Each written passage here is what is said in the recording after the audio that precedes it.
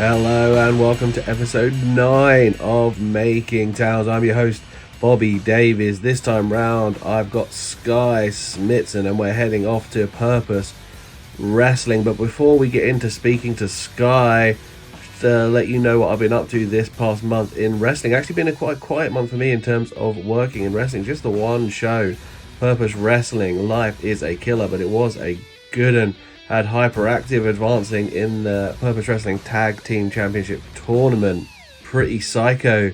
Finally getting some revenge on Ollie Jackson and Ronnie Knox. Debuting Samuel St. Daniels, easy for me to say, against the excellent Alexander Roth. Smitson dominating Delphine. And on top of that, we had an excellent 30-minute Ironman match between David Francisco and Nino Bryant for the Purpose Championship. Was a great show, lots of fun. But as I said, the only one I've actually worked this month, but I've seen a lot of wrestling this month. I think we all have, but I went to Pro Wrestling Colossus for their first anniversary show down in Margate. We saw TK Cooper and Jordan Breaks, the founders of Pro Wrestling Colossus, go one-on-one. David was down there taking on the Thanet School wrestling students and using some of his underhanded tactics to get through those matches. I think he's still got a bit of revenge coming his way from those guys. On top of that, I went to Rev Pro's 13th anniversary show. That was an amazing show. So my last guest, my buddy Shah Samuels, become British heavyweight champion in a hell of a match against Ricky Knight Jr. Trew and Lacey appeared on the show as well. Sapphire Reed. Lots of people I've had on this show. Michael Oku and Amira, obviously, Connor Mills and Jay Josh winning the Tag Team Grand Prix. It's been a hell of a show and a hell of a run for people I've had on this show, which is nice. And then, obviously, me and my wife Katie, we went to Forbidden Door at the O2. Oh my god, what a great show that was. Got to see my boy Christian Cage teaming once again with Adam Copeland. And honestly, that was the opening match of the main show, and I could have left then, but I'm glad I didn't. It was a really good show, top to bottom, absolutely amazing. What a great time for wrestling in the UK it was in August. But not from my working schedule, but that does seem to be picking up in September and October, so I'll have a little more to chat to you about with that. On to my guest today, Skye Smitson. I've known Skye for a long time now, nearly 4 years. Since she first debuted in Purpose. We live really close to each other as well, so we've done a lot of drives. Really good person, likes to have a good chat about wrestling and about life, and she's been making leaps and bounds with her career as we discussed in this interview. But that's enough from me, because you're going to hear all this from the villainess herself, Skye Smitson. Skye Smitson, where are we off to? We are off to Purpose Wrestling. And you are going to batter David Francisco. Absolutely batter him. Oh, I can't wait. He's had that coming for a while. He has. And you've beaten him once already? I have indeed. I beat him, I don't know how long ago. Days melt together when you're in blasting heat. But yeah, must be about a year ago now. Yeah, beat him with a cheeky little roll-up. We love a cheeky roll-up. The master of the cheeky roll-up, right? Yeah, we love a cheeky roll-up. Because a win's a win, you know what I mean, at the end of the day. I can't argue with a win. Exactly. So this little interview podcast I've been doing is about kind of life on the road. Like, everyone always asks about wrestling, but you lot spend so much of your time travelling around, and now so do I, thanks to David mostly. And it's kind of like the journey of the journey, you know what I mean? Yeah. So, first of all, who do you usually ride with when you're? It depends on where the shows are based. I tend to ride with Sapphire Reed and Anita Vaughan a lot more than most people, which is a journey in itself. Yeah, I have had them on here already. Yes. They started playing yellow card and hitting each other. Of course they did, yeah, of course, the standard, yeah. But if it's not them, it'll be, I'm trying to think London based, like, I travel with a guy called Matt Ball quite a bit. He used to live next to me. David Atlas. Who else? Who else is driven me? It's mostly the hyperactive two that drive me at the moment. It's compensation is what I call it, for having to deal with them. Yeah, getting a lift, to have to deal with those two fucking crazy kids. Exactly. You don't drive yourself, do you? No, I don't. No. Do you get the train a lot? Not a lot. A lot of promoters are tight. To be perfectly honest. So it's either, you know, if it's a London show, I'll get public transport, which isn't an issue to me. But yeah, like shows like Manchester and stuff, like the long ones, I usually go a lot with Oscar Hardin, the ref. Oh yeah. So he's a good guy to travel with. Good playlists, good music. We've had his music mentioned on here before by Connor Mills. So it's always the same playlist, but it's a good playlist. Oh yeah, it's always, but it's bangers, isn't it? You know what I mean? Old school bangers after old school bangers. Yeah. So he's a good guy to travel with. But yeah, very rarely do I get to travel on like public transport or the trains. Mills says that he actually quite likes getting the train when someone does fork out, because he gets to vibe on his own, and that's his preferred way to kind of gear up, especially for a big match. Yeah, sometimes it's hard, like especially if you've had like you just got in from a show at like 2 a.m. and then you've got to get up at 6 to meet someone, so you're running on like 4 hours sleep.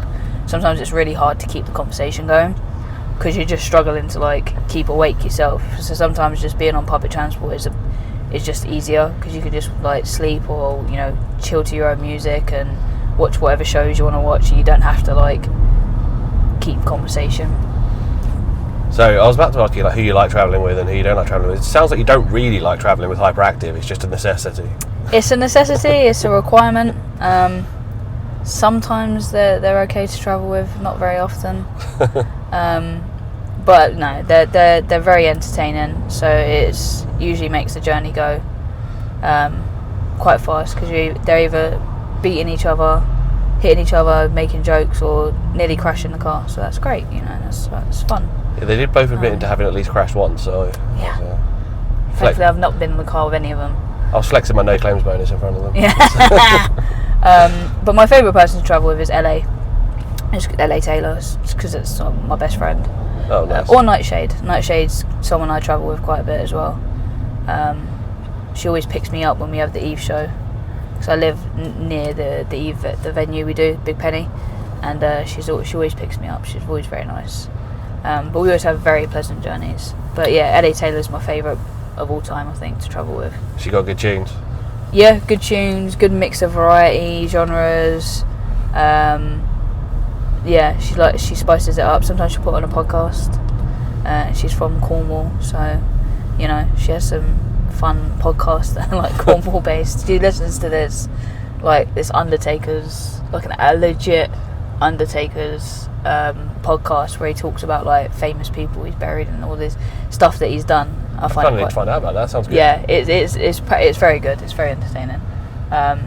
But she loves it, so she'll fill me in on it, and she'll just give me like a full hour brief on what's happened with it, and I'm just like, cool.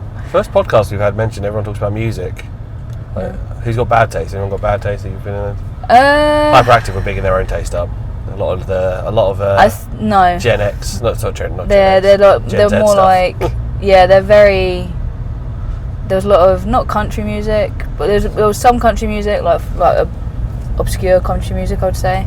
But like they're very much, they listen to what they like, and sometimes it's like a depressing song, and you're just like, oh, this is a really fun vibe, until it was like on the way to a wrestling show. Yeah, now we're singing about, you know, your boyfriend cheating or something, and I think, oopsie, no experience there, so you know. Yeah.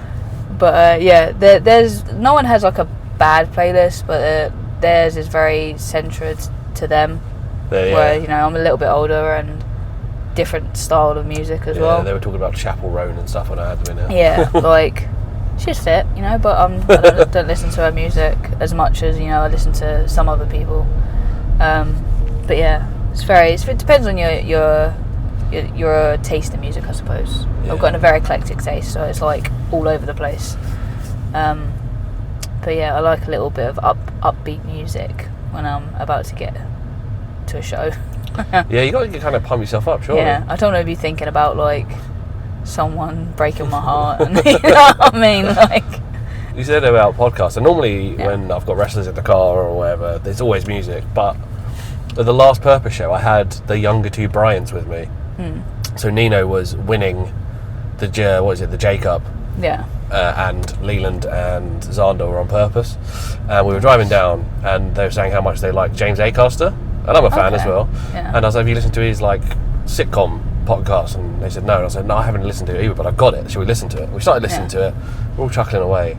And out of nowhere, I noticed I hear a snore. And I've got Xander to my left. I look, and Xander's fallen asleep. And I look in the mirror to say to Leland, Xander's fallen asleep. And I look at he's asleep as well. So much for being James Acaster fans. Look at you. We're in sync. Pair of them. And then Xander tried to insist he'd only been asleep for like a minute. I was like, no, it's been about a quarter of an hour.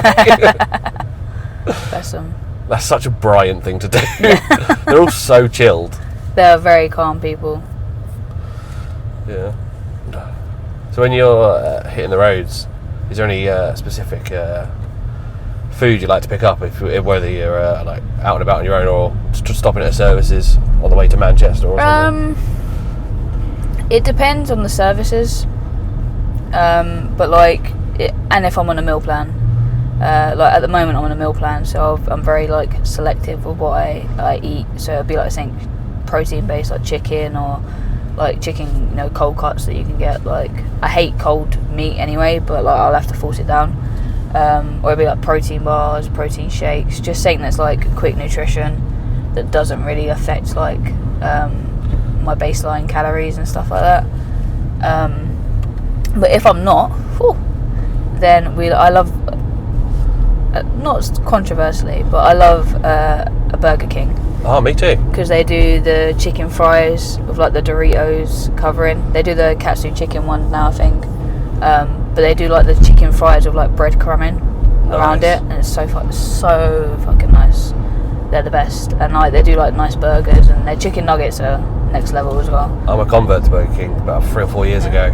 Yeah, I'm vegetarian, and someone turned around to me and said, they're the best like takeaway fast food veggie food is Burger King, right? So what?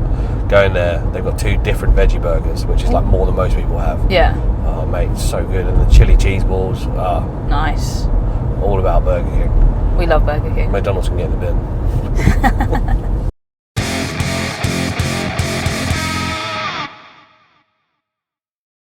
So you said obviously Big Penny Social's super close to home. Yeah. Is that your closest venue? That is definitely my closest venue, yeah. It's like 15 minutes. Would Resgal have been closer back in the day? No. No? So Resgal, I would have to go overground and it would take about 40 minutes. Still pretty close, like not the furthest away I've ever worked. So you were breaking kayfabe there, you from Bethnal Green? I am, yeah. So what's the furthest you've had? Anyone's had you travel for a show? You said Manchester. That's pretty far. Well, like on the road. Technically, the furthest would be Spain, I think. Okay, yeah. Yeah. So Spain, Germany, Austria, France are the other countries that I've been to. I've been America, but not to wrestle. So maybe one day. Did you try to get on any shows out there? In America? Yeah. No, I was just there for WrestleMania and to try the food. Fair. Food in America is fucking stunning. It's amazing. Like big fan of IHOP. Oh yeah, IHOP as well. IHOP is king. Pancakes are the best. I love a Denny's. Love an IHOP. I can't, like, every time I go to America, I come back like twice, like with 2 stone heavier. Oh yeah, you can't not though, innit? You know what I mean? Like, it's a holiday, isn't it? You might as well. I love it. Absolutely love going to the States.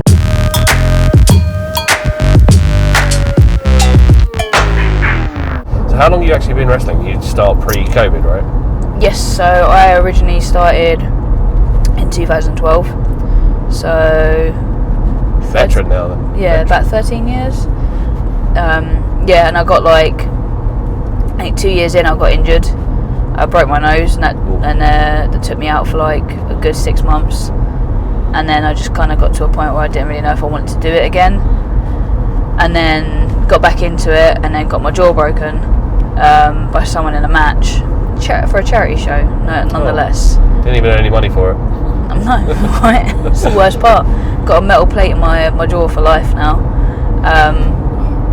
But yeah, it was just one of those situations where someone goes off script and just like thinks that you've done something bad and you haven't.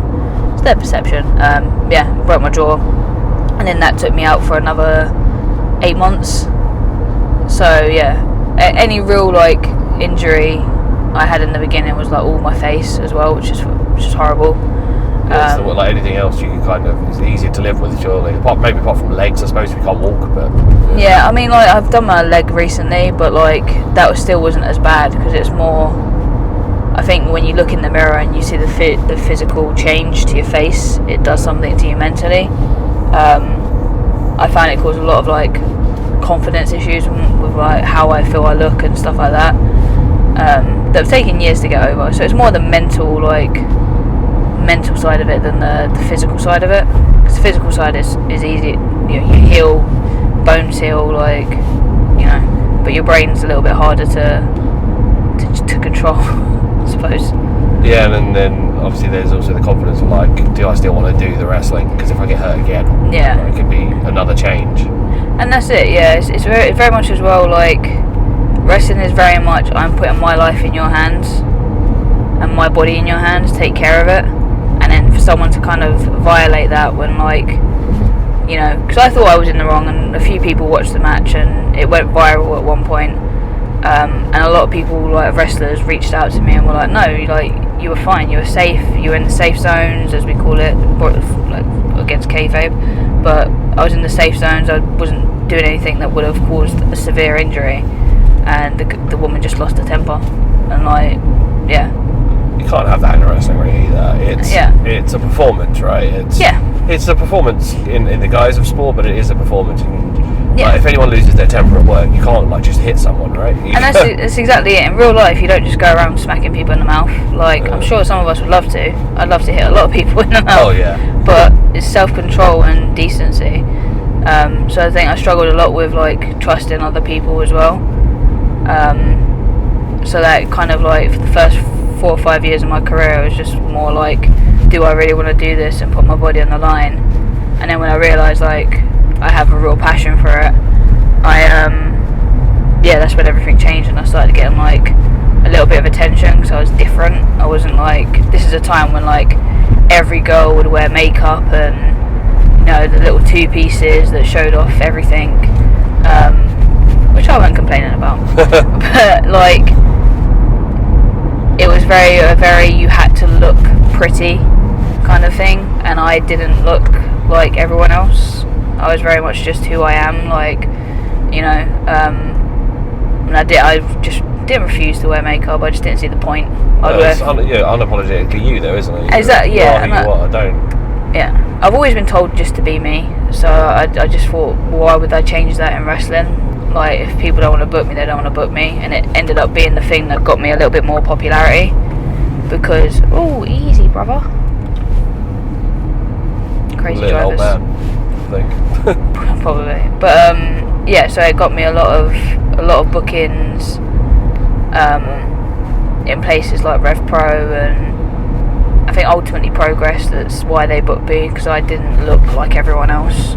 Well, you look like you'd come in and smash everyone on the roster. And I think that's the thing. I hold myself with a certain confidence that shows people, like, don't mess with her kind of thing. And not a lot of people, not a lot of girls around that time would walk around like that. Is that something you feel like you can switch on, like, in real life? So, like, I know you quite well. You're a very nice person. Thank you. Like, so if someone's, like, eyeballing you on the tube, do you feel like you could turn on the mean look? Yeah, you know, like, I do it all the time. I've done it with a lot of people. Like, it's one of my favourite things to do. There's just a certain way you hold your body that it makes people feel intimidated. You start flexing your guns, is that what it is? Pretty much, yeah. Just puff my chest, get those guns out, you know. But yeah, it's a very nice talent to have. Oh, yeah. Very handy. It comes in handy at, like, if I go to, like, a WWE show or something and people are, like, pushing in the way, it comes in very handy then. Do you go to a lot of gigs as well? Not really, no. I'm not a gig person. I'm more of a cinema person. I don't like a theatre. I don't. Yeah, it sounds very weird. I just, like, I've not got the temperament. Like, I'm quite a nice person, but my temper is very quick. Yeah. I suppose that's the Bethnal Green in me. But, like, once I snap, like, there's no stopping me. So I tend not to put myself in those situations. And I find gigs are kind of the thing that will trigger me the most. So I'm a very protective person as well. So, like, if I went to a gig with one of my best mates and someone pushed her, I would get into a fight for her. I fully get that. You know what I mean? It doesn't really matter about me, but I'll defend her until, like, I'm unconscious if it be. But so I tend not to put myself in that situation anymore. I also find that as I get older, my wanting to do these things is just disappearing. Like, I cannot be asked to stand in a hot gig venue. Like, wrestling's bad enough, and I don't really go to wrestling shows as a fan so much anymore. Yeah. But so I'm always there. I'm always able to have a bit of space because I'm not in the crowd. And I'm like, that's too busy, too hot. Yeah, and sometimes it is like that. I find I have to be in a mood to go to a gig, or I have to really want to see him. Like Luke Combs is coming over here, and I want to see him. But I know that's not going to be like a concert. Like if I was going to go see a heavy metal band or something like that. Like, you say you like the theatre as well? Yeah, I love the theatre. What's your kind of deal? I love musicals. I think we've had you and my wife in this car before, Katie, and you've just gone on about musicals. You both love them. I love musicals. Yeah. My favourite at the moment is Sister Act, which I think is poetic because my favourite film of all time is Sister Act. Whoopi Goldberg. I love Whoopi Goldberg. She's so funny. But yeah, it's just the thing about musical theatre that captures my imagination. I don't know if it's just like the ADHD in me or what, but it just captures everything, and I focus in on it, which is very hard for me sometimes. It's funny, isn't it? Because the character you've built for yourself as the villainess just doesn't scream musical theatre, but screams heavy metal concert. It does, right? It's definitely ironic. But yeah, I'm very far away from what people think the character is, I think.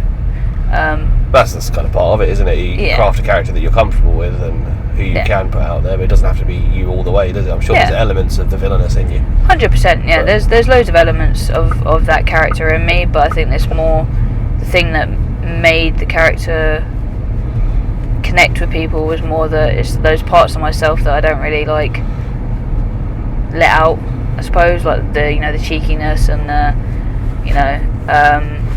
but yeah, I kind of think that leans into the rock side, because I do like rock music, but not heavy metal rock music. So I think that the image itself is very much something I wish I could carry as myself, the wet hair look and the chest up and nice tight clothing. It's not really something I wear. I'm wearing baggy clothes now, so it's another part of myself that I kind of don't indulge in too much. It's that kind of character play as well, isn't it? You get to be someone who you kind of a part of you that maybe you want to inflate and inspire to be something slightly different. 100%. Not to harp on about him because I don't like to, but David is the same. Yeah. Because if you know David for real life, he's a fucking dork. He's a big old dork who loves dorky things. Yeah. And yet David Francisco, the wrestler, cool dude, Yeah. Coolest dude. Yeah. His partner, on the other hand, he's very cool. Yes, very, very cool.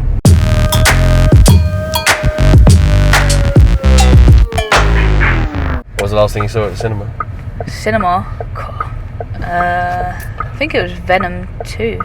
That's a while back then. Yeah, it was a while back. Yeah, I keep meaning to go, but then obviously between wrestling, teaching at the school, running the school, normal life as well, it's a bit hard to fit everything. I'm sat here asking you about musicals. We should probably talk about Cobra. Yes, Cobra. How's Cobra going? I've seen videos. It looks great. Very, very good. I've got a few good potential students. I've worked with chipping a few away. students recently. Yeah. Yes, Mr. Archie Payne, AJ Payne, my golden boy, as I like to call him. But yeah, it's everything I hoped it would be. Because there was a period of a couple of months where it was business is a bit hard to consistently keep up when people are struggling financially. But recently we just seem to have got a traction of people coming. Got a young guy called Malachi, very talented, very, very talented. Trains with Playfi. I think trains at Hustle as well. I think Denzel Mack. I've seen him very recently. He's great. So talented. That guy is so talented. But yeah, we're getting people coming from different schools and from all over the country as well. I had some guys from Manchester come down for the open day. Prince Pele, my son. Yeah. We love Prince Pele and James Grayson. We had those boys at the last Purpose Bringers and Hand Grenades. Yeah, great lads. My boys. They were saying how you were their wrestling mum. I am. You and because the original match was going to be them and Hyperactive. Yes. And they were saying all how my children. they share a wrestling mum with Saf. Yes. Yes. I don't think Saf claims me, but I tend to do a lot of mothering or fathering. I know she called me dad, which is great. I know David. David looks at her like a daughter as well. Yeah, she's a lovely kid with an amazing future ahead of her. So is Anita, to be fair, and so are the Gen 1 boys. And I've said this on this podcast before. Probably should say it to her because it's a nice thing to say. Genuinely think Sapphire Reed could be like the future of, especially of women's wrestling, but of wrestling 100%. In general. She's 100%. So young and she's so good. She's got a very good mind for wrestling as well. I'd honestly, in terms of UK performers, I'd probably put her in my top 10, and she's 21, 22. Yeah. And it's like when you get a couple years experience, you start to learn how to fix the small things, and you realise that all the small things add to making the bigger picture look a million times better, and she's starting to chip away at those things and really just coming into her own confidence wise as well. I also think Hyperactive come along at the right time, because obviously tag team wrestling is completely different, and I think it opens up some other avenues and other things in your brain. Oh, 100%. You can see the chemistry that her and Anita have started to develop. Yeah. It's just watching them as a tag team already, and they've only been doing it for 5 or 6 months. I think people underestimate how different tag wrestling is, but how much it helps your brain create magic more. I didn't learn that until I started tagging with LA Taylor. So we were in a group in progress with Lana Austin, who is one of my favourite people of all time. And Lana instilled a lot of confidence in us, and me and LA both loved tag wrestling, so we're like, let's try it. So we tried it, and the way your brain works in a tag match is so different, and you don't think it. You think, oh, it's just wrestling's wrestling, right? But as well, it opens up your brain. So when you do normal matches, one-on-one matches, you have so much more going on in your brain, so much more understanding of how a match plays out and how you can do this. So and it just changes I suppose the chemistry of your brain, when you're thinking about matches. But it just opens everything up, and you wouldn't think it, because you think how different, or how can that change your perspective.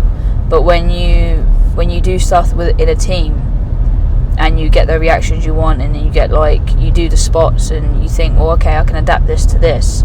It just gives you that extra ability to just take out the other person that's in that and go, oh, I could do this, this, and this. It really changes your brain. It's hard to explain. I think a good example, if you're maybe not in wrestling and can't see these things, is to go look at Trew and Lacey. Yeah. From when they started, go watch the WrestleForce tapes of them as singles guys at the beginning of their thing. Then go watch them tag and watch them develop as a tag. Then watch them come out the other side of that, start having singles matches again. And watch 100%. How good they are, in a singles match after mostly doing tag for 3 years. Yeah. And all of a sudden they're two of the best singles wrestlers as well. It's mad because I don't know what it is about tag wrestling, but it makes you a better performer in general. I think it's probably, me and LA have had conversations about this loads actually. I think it's when you tag with someone who gets you and is on the same wavelength as you and understands wrestling the same way you do. There's a certain confidence it gives you, and a certain ability, when you're able to just mesh so well with someone else who just gets it. That confidence boost is indescribable to anything else, but also the experience of working in tandem with someone, it just changes how your brain views things. It's a very hard thing to explain, because wrestling in itself is not an easy thing to explain. I mean, there's something maybe to be said for also a good tag match is harder to put together than a singles match. I'd say there's more layers, because there's 4 people, there's different psychology, and actually maybe because tag wrestling, it's you got all these extra layers. When you go back to a singles, you're actually peeling it back a bit. Yeah, and I think that's probably what it is. That's very, very well put. Thank you very much. It's weird. Sorry, you just said maybe think of it like that. Yeah, but I think it very much is that. It's a lot harder to plan for 4 people than it is to plan for 2 people. And if you're doing that, if that's your shtick, if you are selling yourself as a tag team, and you're doing that every weekend, Yeah, I can see why that would work. And it would also then help back up my Trew and Lacey theory. I think they're two of the brightest stars in this country at the moment. Massive fan of them both. And what I love about those boys is they're so willing to make everyone else look great. And they get wrestling because of that. Unfortunately now, a lot of people just want to go viral. And they want, how can I go viral to get signed? And ironically, WWE, no company will ever sign you because you can do something, flippy and crazy. Especially WWE, because they can teach you to do that if they want to. They want people who understand that sometimes it's not about you, it's about getting in there, bumping around for someone, making other people look good. Well, exactly why Noah picked up Trew and Lacey, right? Exactly, and it's exactly what Trew and Lacey are really good at. Like, I know from wrestling, I've wrestled Kieran Lacey when he was teaming with Ollie Peace. Cadet Kieran. Yeah, Cadet Kieran. Different person, my bad. Cadet Kieran and Ollie War. Ollie War, yeah.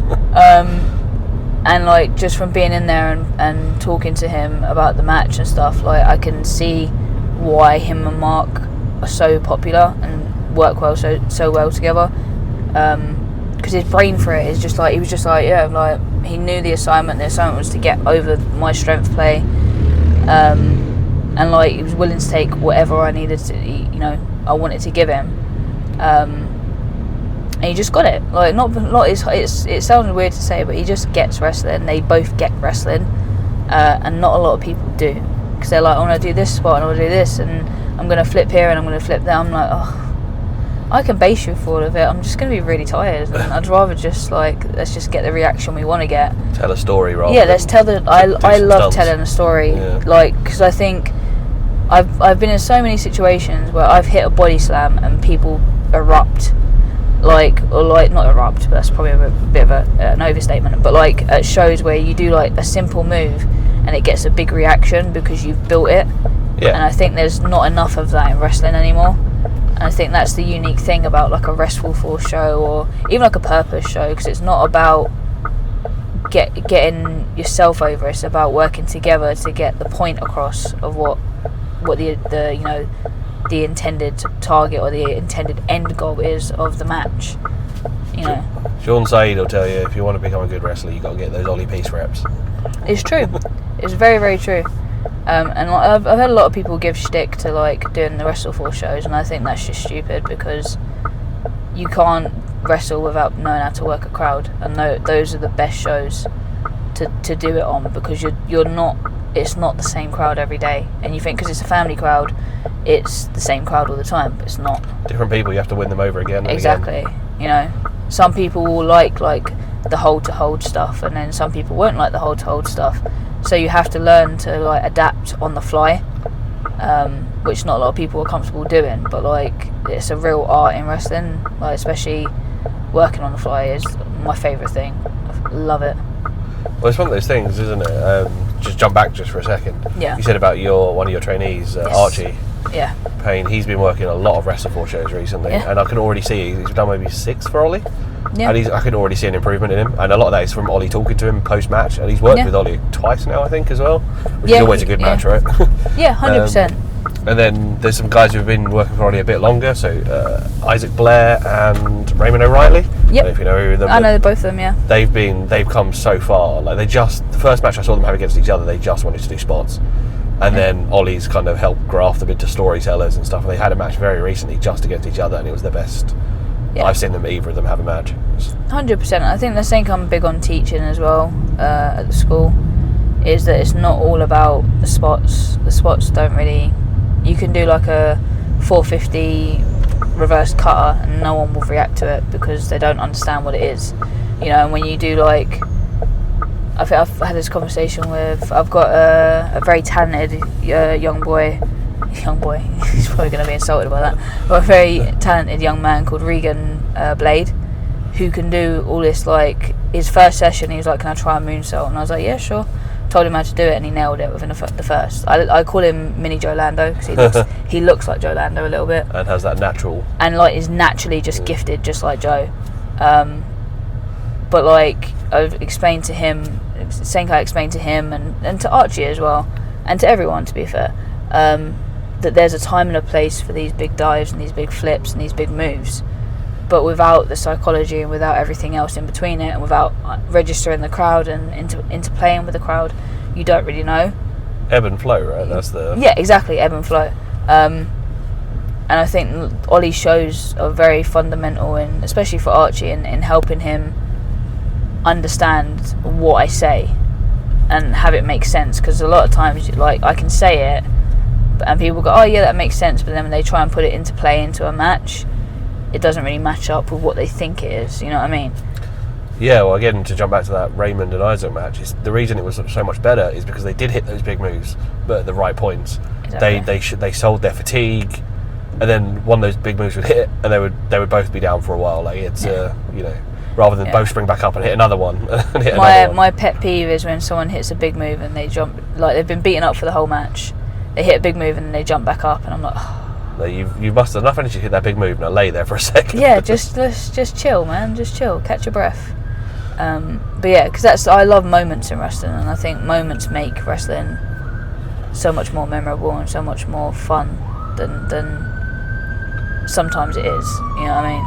Yeah, it's again one of those things. I think you can only, like, a wrestling school is obviously a great thing, but there's only so much it can teach you, and creating those moments. I think you need to learn to do that in front of a crowd. 100%. You need to see people's reaction, know what makes people tick, what makes people pop. Very much so. I think wrestling schools teach the basics and the foundation, as we'll call it. Like, if you're building a house, you start with a foundation, and if your foundations are wrong, then the rest of the house is going to go wonky, right? And I think it's really important to teach those foundations the way they should be taught. Sorry, I got distracted then. That's all right. But yeah, it's very important that the foundations are something that people can work on and understand, because once you have the base, the rest just kind of flows with it. You know what I mean? And that's teaching them, like, you don't need to do all these crazy moves. Like, you don't need to, like, it's cool that you can do all these crazy moves, but let's work on the foundation of everything else. Make sure your footwork is correct, that you're basing people correctly, that you can, you know, look after yourself if someone were to, you know, not be able to base you properly. You know, a lot of body control, a lot of, you know, how does my body tell a story, stuff that people don't think about, that's very, like, not niche, but like very I call it advanced, but I think it's like show level stuff where you know, why do I look like I could, you know, fuck someone up? It's because of the way I hold my body. It's the way I tell people what I want to say with my body, and how I walk, and how I, you know, not unintentionally, but how I say nothing but say everything with a look, you know. And that's stuff that I like to teach them, because like the moves, I can teach you any move you want to learn, but there's no point if you don't know where to put it and you don't have the right foundation, you know. You can't work it in. Exactly. Well, this is why Christian Cage is the greatest wrestler of all time. We love Christian Cage. Because he does everything perfectly all the time. Yeah. I don't know if you know this story. At David's wedding, I don't know if I have to put this in, he's fucking funny about it. People know he's married. But he found me, Michael, and JJ Lynch talking in a corner. He's like, what are you talking about? We're like, Christian? He's like, yeah, of course you are. I just turned around and walked away. Like, the three of us are massive Christian marks. Love him. We love Christian. He's a great wrestler. There's a reason he's still wrestling. You know what I mean? Because he does everything correct. It was the first time when I watched him, like when he got into the singles things later. Yeah. I'd watch him. Maybe it was like the TNA. I was an early like TNA, like 2004 kind of guy. First time I watched Christian, and I understood when I'd read on the dirt sheets about, or on YouTube videos or whatever, about footwork, and I could just see it and how good it was, like how smooth he was. And then it actually was the first time I'd ever taken notice. Like, cause sometimes you can see someone like fumbling around the ring. I don't know why they're fumbling around the ring. Yeah. I think it's even harder to make someone take notice of how good you are at it, because normally when you're good, it kind of just flows in, right? But he's so good. I'm like, you move like liquid, man. And that's what you want. You want to move like liquid. You want it to flow. You want it to be like natural. You don't want people like, because 9 times out of 10 fans won't understand what's wrong. Like you said, like you go, oh, why they're fumbling, but like that'll be down to like a base level, like footwork, or you've got your foot twisted or something like that. But like still, that brings the fans out of it. So, you know, like your footwork, your base level stuff is super important, super important. You know, it doesn't ruin the illusion. Have you had any kind of natural students with stuff like that? Because I know David said he's only ever had 2 and he's taught like hundreds of people. Archie and Regan would be the 2. They're just naturally... Archie at the beginning was a little bit of a struggle because he came from MMA stuff. Not a struggle, but like he... You had to unteach things. Yeah, you have to unteach him not to like... I think he stopped doing it because he would let like... He was listening to me so much that he would let someone grab a hold on him and get him in like a front choke. So it's hard when you're dealing with 2 different worlds to kind of find that balance, especially when you're learning wrestling.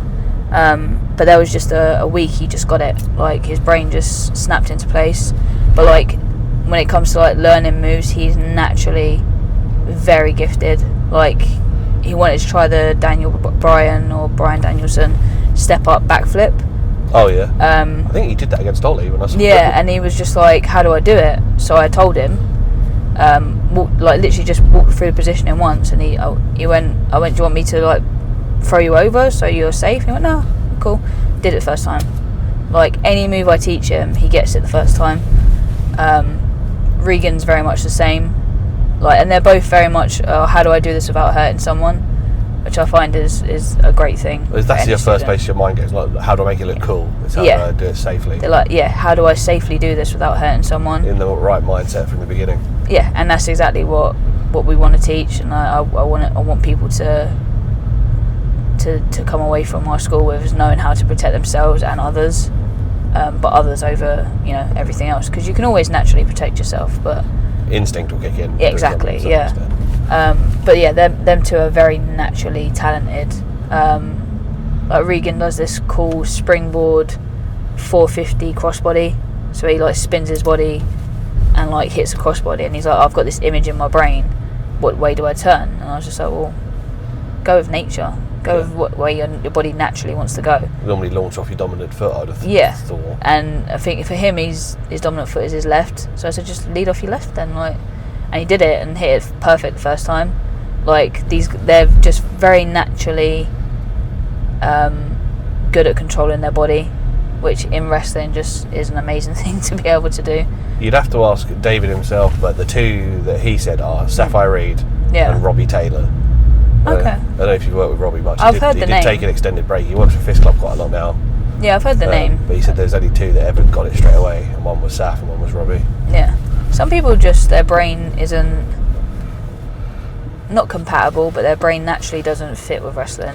To be fair, those people are probably with the brains wired the right way around. Yeah, exactly. That's exactly. To get wrestling, you have to be the wrong way around, I think. It's usually the people that like have something going on upstairs that are the ones that get it straight away. Yeah, which is worrying because I naturally got it quite quickly. Well, let's. But we know. We'll plug the details of the school, and then we'll talk a little bit about your actual career. Oh, sweet. But yeah, details of the school are Kobra Wrestling on Instagram, Facebook, and X. Yeah, I had to think then, so it's not Twitter anymore. But yeah, I can always be emailed at kobrawrestling@outlook.com.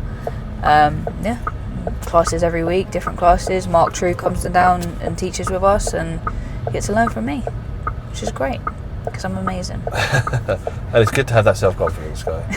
And I agree. Thank you very much. And you've got the best dropkick in the game, so but come learn that. The single best dropkick in the game, and I'm teaching my students exactly the same. Like, it's a requirement of my school. Ridiculous vertical leap, always on the money. Oh yeah. Beautiful. Always.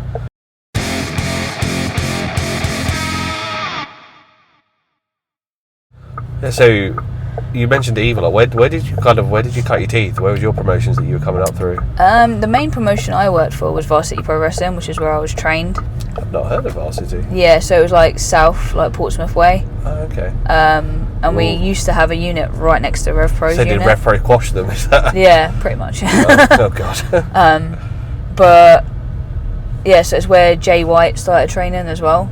So that's like and Jamie Hayter That's where they both started training as well. Jay White as in Kiwi? Yeah. Oh, okay. Yeah. I just assumed he'd started in New Zealand. No, so he came over here, and then we had Finn Balor over for some of our shows. And to my knowledge, he spoke to Finn about Japan, and Finn loved him, and he's naturally very talented. And that's where he got put into like the new boys, or the young lions, or whatever they're called. I just feel weird saying young boys. I think it's weird. It's a very Japanese term. Yeah, and then he became one of the young boys, and then he skyrocketed. He was very naturally talented. I think he had his first match in like 2 weeks. Jesus. Yeah, because he was going to like every session, so he'd go like 3 sessions a week, flyer in every day, like, and just naturally just got things. And a spot opened, and they were like, "Yeah, well, we need a guy." So so that's cool. It's pretty cool, yeah. But so I wrestled for him most of the time. So we'd have shows like once every 6 weeks, every 8 weeks, and then I got a few all-star bookings. But again, like, because I didn't really want to wear makeup and stuff like that, I didn't really get anywhere. And I started doing like charity shows, and I did a few like a Rev Pro trainee show at one point. But then obviously I had my nose broken, my jaw broken, and that kind of like set me back a bit. And then I just started to do like shows in London, like just random shows. I feel like I saw you on a Battle Pro show pre-COVID, but I might be getting that wrong. Potentially. Sometimes I don't remember the names. I think. Potentially. But yeah, and then like I think 2018 I started doing Eve. And that's when I was doing like the Viking gimmick and not Viking, but like face paint and stuff like that. Not really sure what I wanted to be, but I knew I didn't want to be like wearing makeup and showing all of my body, so I just wasn't comfortable at that point. And then I went to WXW, and that's really where I kind of like started becoming confident in my ability, because they were booking me against like Killer Kelly. And so you're out in Germany? Yeah, I was out in Germany for 3 months with WXW. And yeah, I got to work Killer Kelly, Amal. Who else did I get to work? I can't remember who else. It's a long time ago. But then COVID kicked in, and then started to get like somewhere, and then COVID kicked in, and it killed all the momentum. But it's really like since coming out of COVID that I've not skyrocketed. I think that's not an appropriate term, but since I've started becoming more popular with other companies, and people have seen more of me, I think.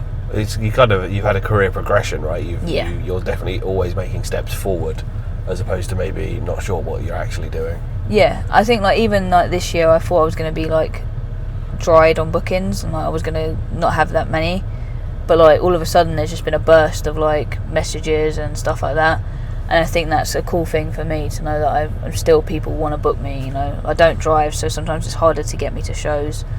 But I've always been lucky enough as well to have people give me some very pleasant feedback, and always speak very highly of me. And I've been told a couple of times that I have a very good reputation, which is for me is very important, because I think in wrestling you're nothing without a good reputation. Well, you can definitely say the same for you at Purpose as well. Like 100%. Yeah. Always come in, always a pleasure to have in the locker room. Thank you. Always put on a good show. Always drop kick people in the face. Yes. And I think like it's nice to have people that, like, when I came in, you and Dave were very accommodating and very much. I think David said to me, you know who you are and how to do it. I don't need to tell you how to do it. Just be comfortable with who you are, something along those lines.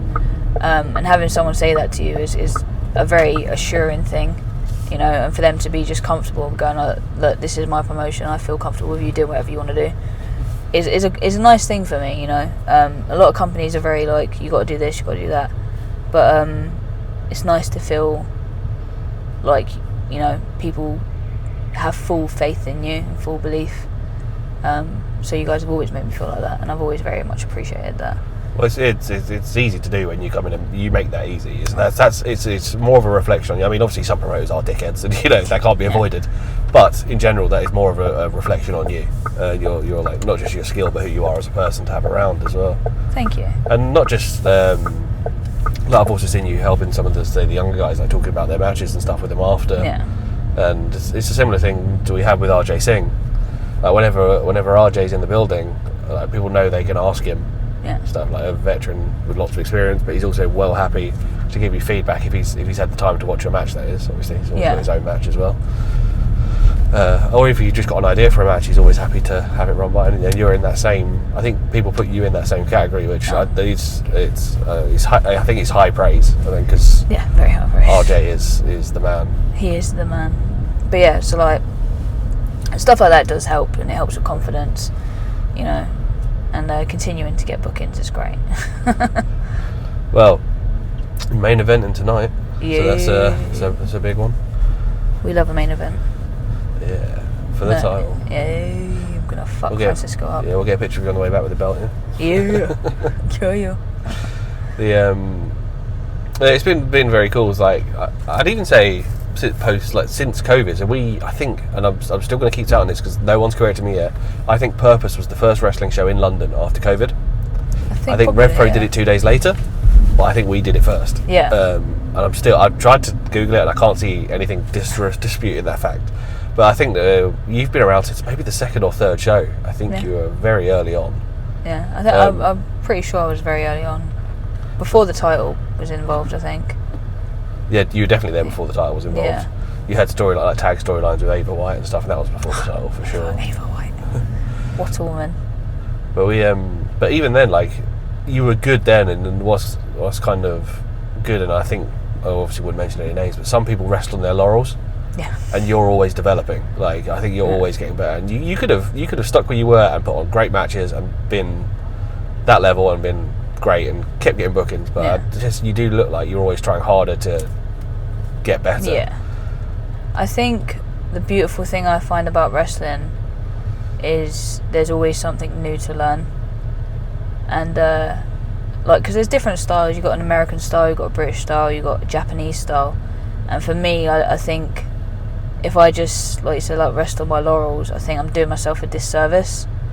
Because, I know, it's highly unlikely I'll ever get signed, but I still want to perform at a level that people feel like they've seen a superstar when they've come to see me. And I think that's why I continue to learn and to take stuff in. I'll always want advice, always. I'll ask everyone. I don't care if it's the smallest thing and you're like, oh, this looked off here. I'll watch it and replay it and go, why did it look off? Why did it this? Why did it that? Why didn't this work? Why didn't that work? Because I think, as well as a teacher, I still want to learn, because for me, whatever I learn, I can then pass on to someone else. Well, yeah, knowing anything that you feel you're not the strongest at will also help you pass that on. Exactly. It's there's certain things, I was not pulled up, but Gideon Gray is one of my favourite people to ask for wrestling feedback, because he's got such an amazing brain for wrestling. And he mentioned something about pins, like how I kick out. And I was like, I've never really thought about it. And then I started watching stuff back and I was like, oh my god, that makes perfect sense. And it's something that I instantly was passing on to my trainees, and I was just like, this feels so good to just instantly try and help them, but I'm helping myself at the same time. So I'm learning, but I'm still able to continue passing that on, and almost instantly. I think fans kind of see it as well, especially the ones who are very hardcore fans. Yeah. They see even people who have been around for some time getting better as well, and I think that drives them to continue to be a fan. It's like, you were meant to be a heel on purpose. Yeah. You were meant to be a bad guy, and yet the fans are like, nah, that dropkick's too good. I'm not booing her. I think that's where people got it from, because I was always booked as the bad guy, and I think people just saw how hard I worked and how every match I was getting better and better and better. And I think people respect that to a degree, because they were seeing. I think some people were seeing me 3 days a week, every week, because I was so busy and at so many shows. So it's nice to it was annoying because like no matter what I did, I couldn't get them to boo me, and I'm very much like, if I can make you hate me, I will make you hate me, like if that's my job. But like nothing, I was like swearing at people and like call them out in fights, and they were just loving it. They were just cheering me. I was just like, okay, you're purposely not gonna boo me because you want to cheer me. I think there's also something to be said, especially at the indie level. They get to meet you for reals after shows and stuff, and then like I said, you are naturally a likable person. So I wonder if that also. Yeah, I've been told that a couple of times. Just start being horrible at the meet and greets as well. Just start beating people up. Pushing people over. Yeah. Refusing to tearing their stuff they want signed. Oh god. But like, I mean, I think I've seen you do matches where you're outright cheating and they're still cheering. Yeah, I think I cheated by putting my feet on the ropes once, and so they cheered, and I was just like, I don't think you guys understand the rules, but that's okay. Just off topic for a minute, this bus driver's been driving with his right indicator on for about a mile. I don't know where he's going, but he's not going right, so I don't know if he knows he's got his indicator on. I don't think he does.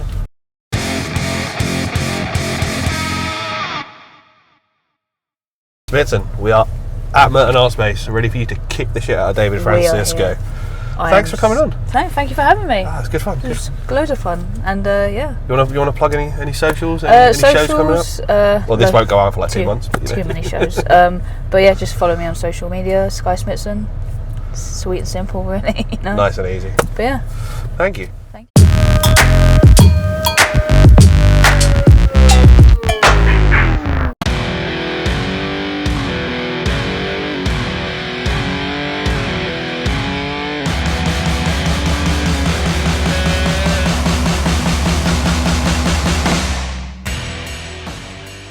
Thank you for listening to this episode of Making Towns, and thank you one more time to the villainess Skye Smitson. Always a pleasure to have a chat with Skye. If you want to follow Skye on social media, you heard her say it at the end there, her handles on X and Instagram are at Skye Smitson. If you want to follow Making Towns on socials, we are at Making Towns Pod on Instagram and at makingtownspod.bsky.social on Blue Sky. I haven't done as much on the Blue Sky as I should, but it is coming. I will endeavour to use it more. Also, please follow Purpose Wrestling, the promotion that I co-run with David Francisco, at Purpose Wrestling on Instagram, at WrestlePurpose on X, and at purposewrestling.bsky.social on Blue Sky. If you'd like to check out my other podcasts, Cult Classic Society and our little spin-off Doctor Who podcast, Timey Wimey Rewind, you can find those anywhere you get your podcasts and on YouTube. We are on a little bit of a break at the minute. I'm not calling it a hiatus because it isn't a planned thing, it's just a timing issue at the minute. We'll be back very soon with another episode of the Timey Wimey Rewind at the least. You can follow us at CC Society Pod on Instagram. And if you want to follow me, I am at bdavies_creative on Instagram. That is where I post most of my things. I am also on Blue Sky, bdavies-creative.bsky.social if you want to follow me there too. Thank you for listening to or watching this episode of Making Towns. My guest on the next episode was supposed to be David Francisco, but he can't understand why 21 seconds is an amazing name for a Purpose show. We've had an argument and I'm no longer having him on. So instead I reached out to a British wrestling legend, another one. Next time I will have the King, RJ Singh. Thanks again for listening.